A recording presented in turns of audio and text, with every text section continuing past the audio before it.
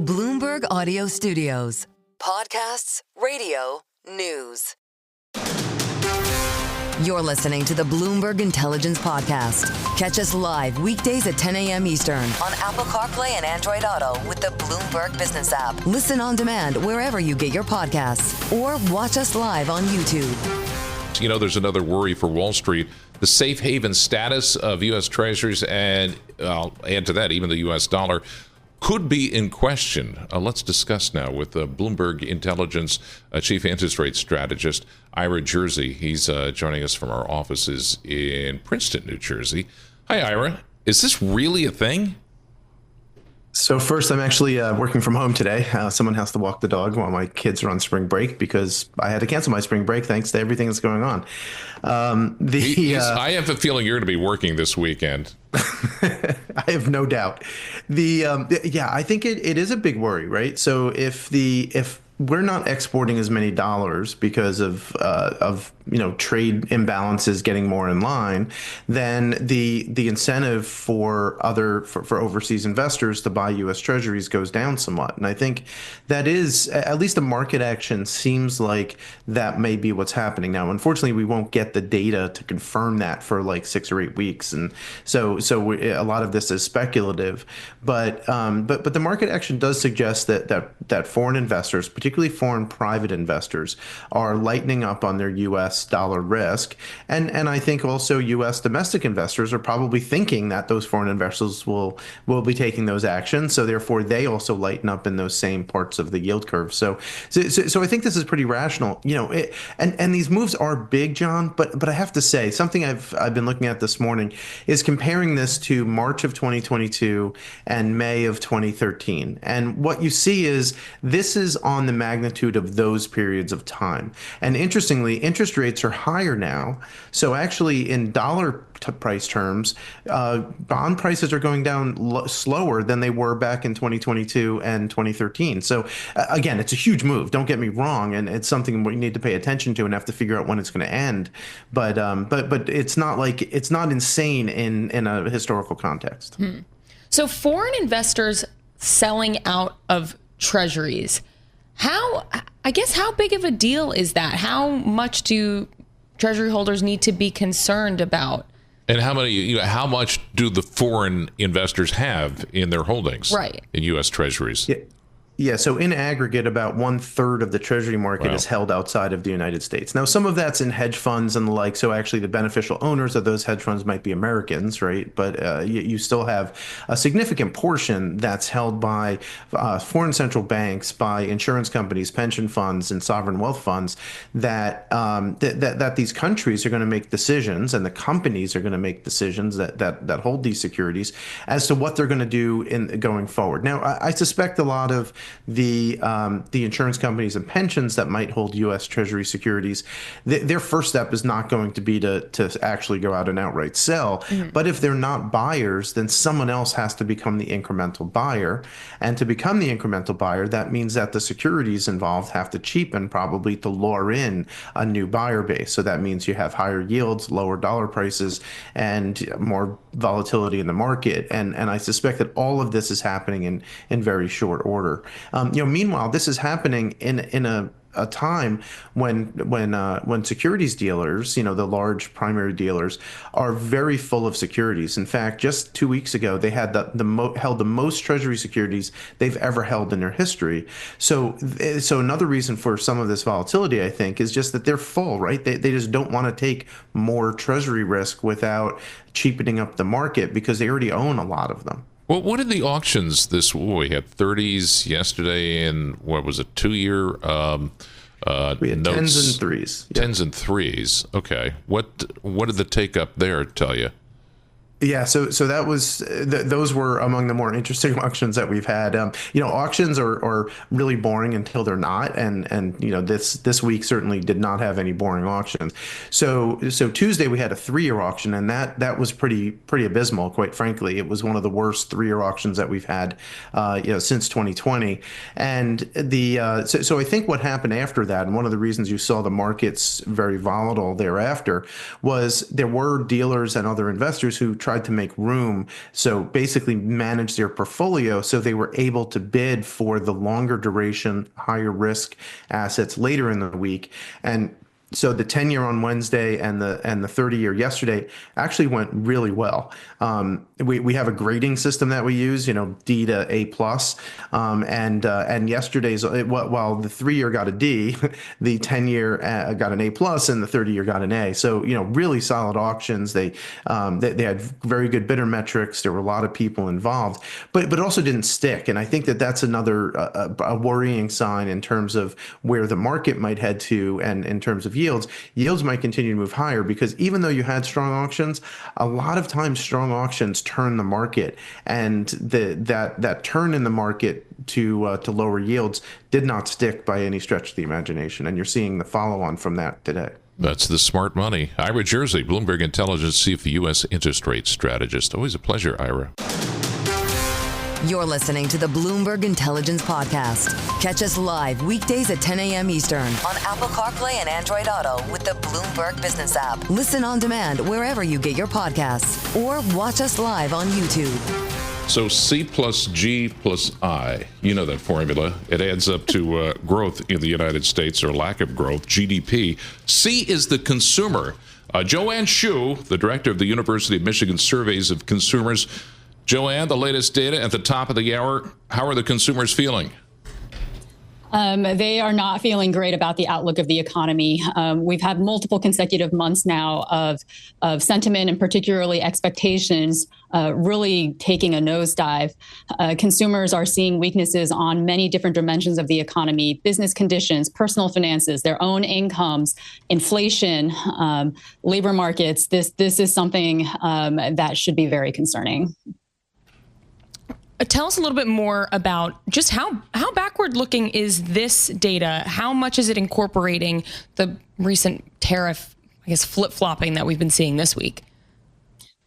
So we started collecting data about 2.5 weeks ago for this release, and we closed on Tuesday. So it captures the April 2nd announcement of the reciprocal tariffs, but does not include the partial reversal that happened on Wednesday of this week.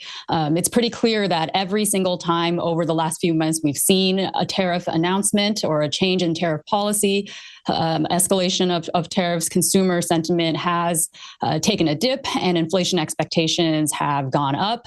But we haven't seen much relief come when those tariff announcements are reversed, or tariffs are reversed or taken back.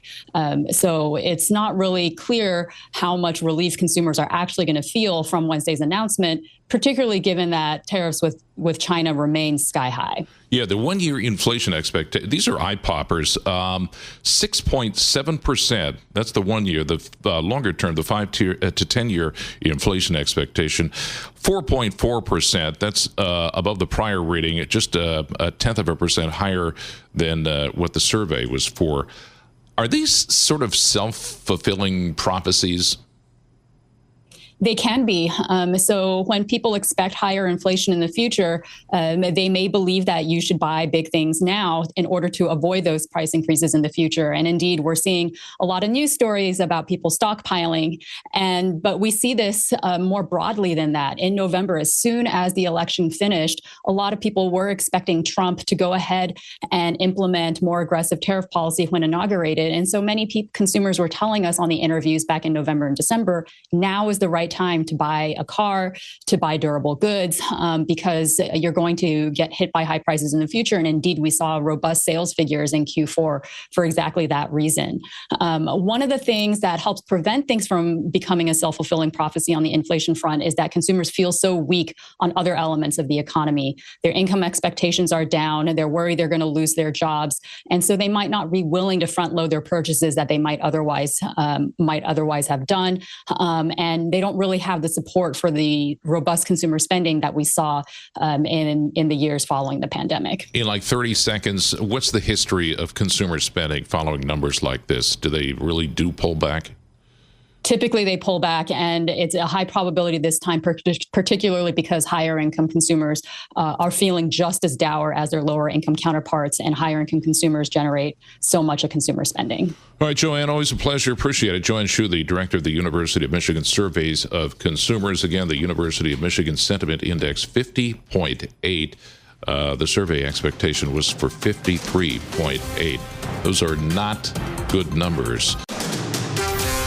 You're listening to the Bloomberg Intelligence Podcast. Catch us live weekdays at 10 a.m. Eastern on Apple CarPlay and Android Auto with the Bloomberg Business app. Listen on demand wherever you get your podcasts or watch us live on YouTube. I'm John Tucker along with Emily Grafffeo.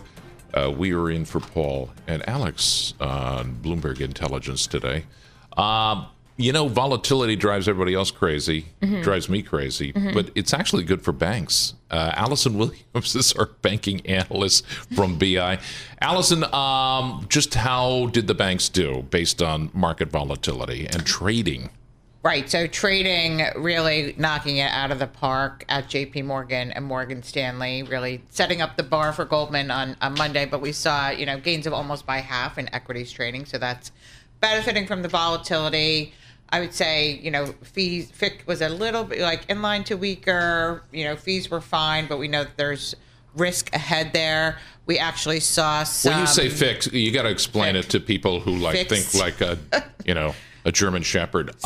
Fixed income currency. So trading rates, trading credit, currency, and commodities.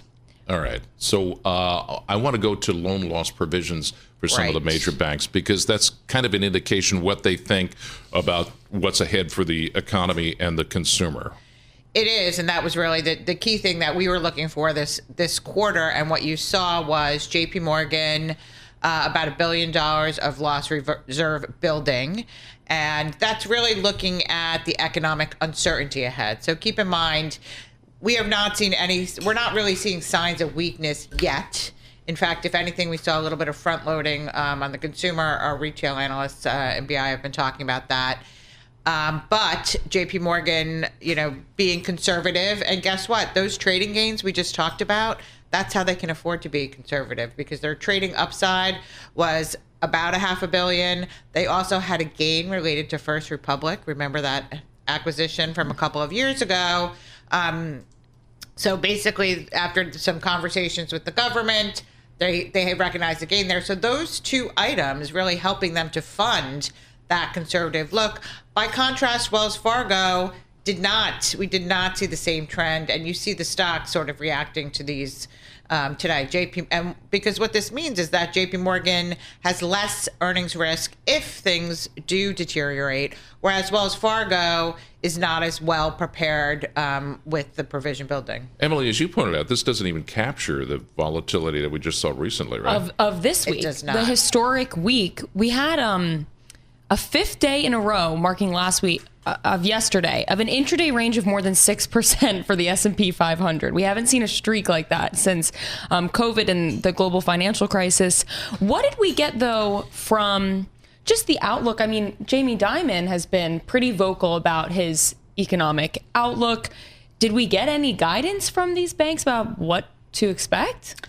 So I think it's prepare for the unexpected, right? And so I think that's what Jamie Dimon is known for giving his views, but he's also known for saying, look, this is how we manage the bank. We prepare for the worst. And so I think that's what we saw today was there were a few items that helped them to set aside this money depending on what happens. And, as you pointed out, we've seen lots of trading. We've seen lots of volatility. Expectations are that we're going to continue to see or could continue to see a benefit, at least based on what we've seen in April. U.S. cash equities volumes, really setting new records. And the question is that when it comes to the end of the quarter in June, will we be closer to some certainty around tariffs? If so, we can get those reserves back.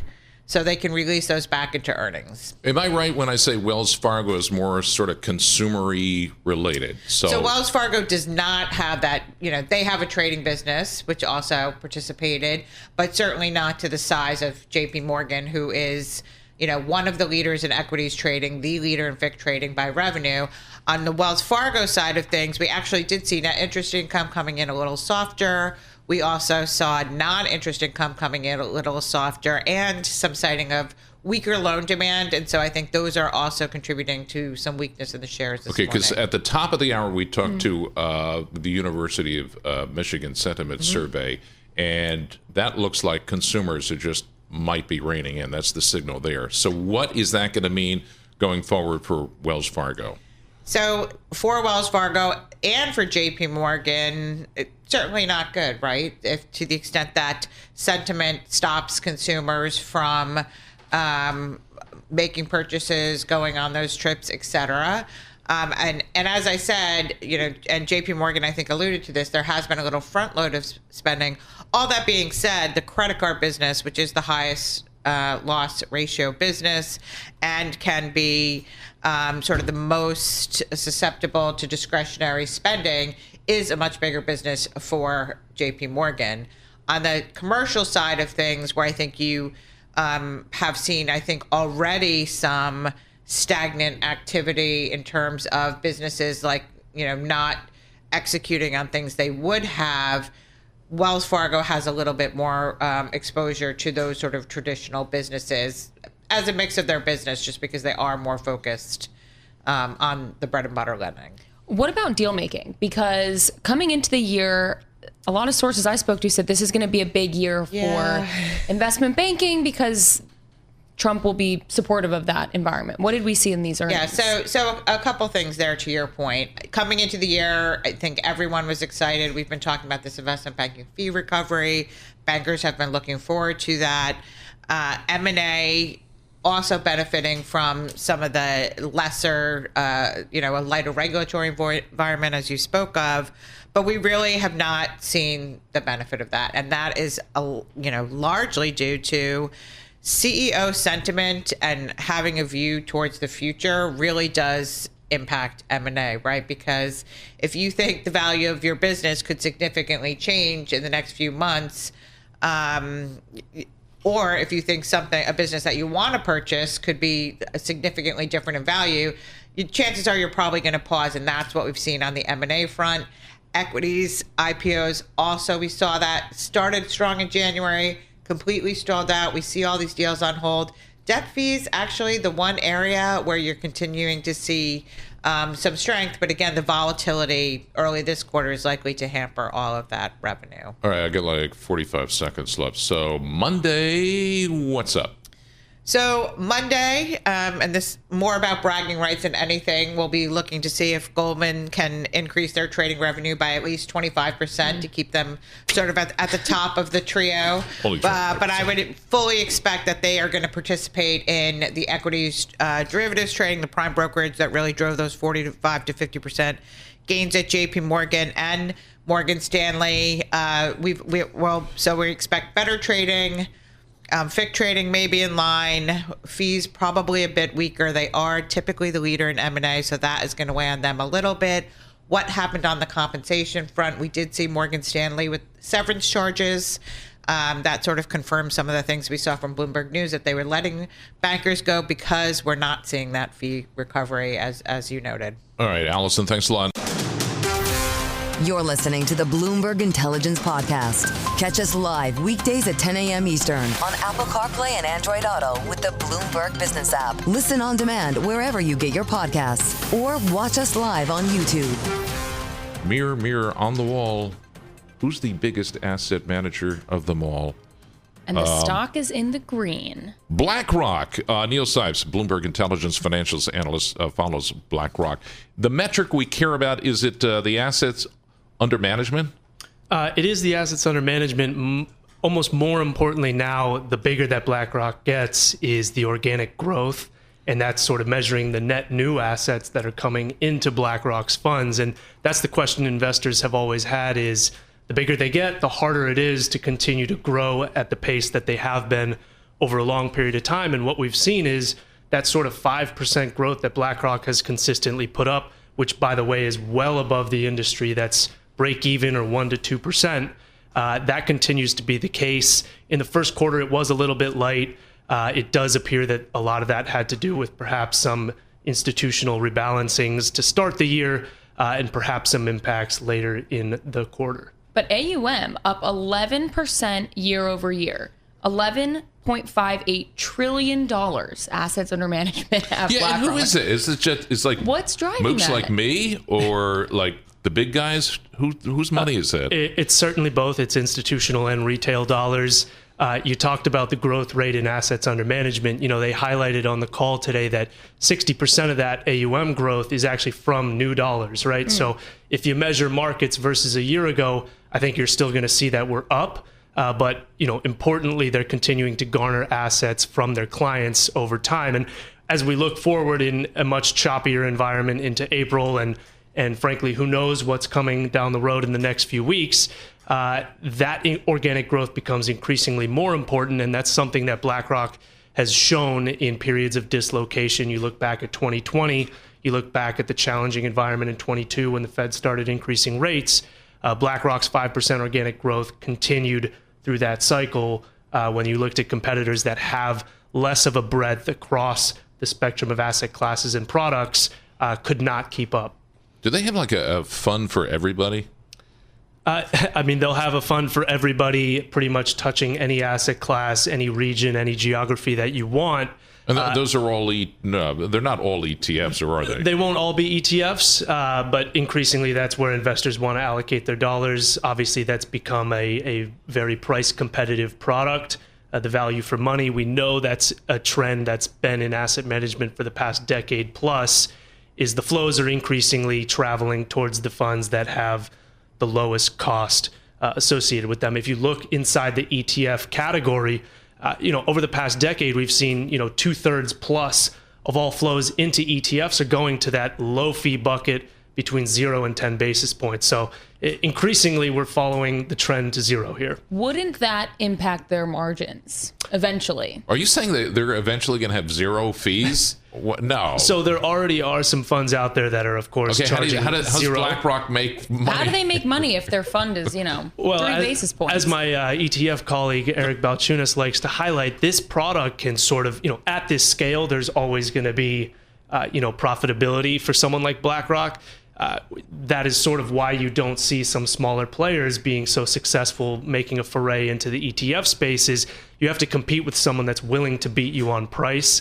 And ultimately, as you think about, the trajectory of ETFs, yes, we're going to zero, but there are more thematic products coming out that can sort of charge that 40, 50 basis point fee that you would see akin to an active fund.